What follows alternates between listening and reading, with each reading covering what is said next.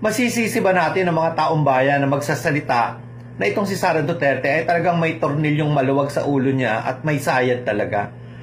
Ngayon, kasalukuyan kasi siyang nag-iikot sa buong bansa sa iba't ibang bahagi ng Pilipinas para magkaroon ng 1-month-long celebration ng anniversary daw ng Office of the Vice President. Hindi ko alam kung anong dapat nilang i-celebrate. Dapat bang i-celebrate na siya ang pangalawang pangulo?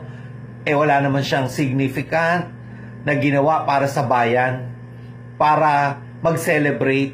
Walang dahilan para mag-celebrate, lalo na ngayon, tad sila ng issues na ayaw nilang harapin. Tumatalikod sila sa responsibilidad nila na ipaalam sa taong bayan kung saan napunta ang mga pondo nila. Sa isang speech niya dito sa Ifugao, sinabi niya sa mga tao in a speech na ang diwa daw ng Pasko ay pagpapatawad, pagmamahalan at pagbibigayan.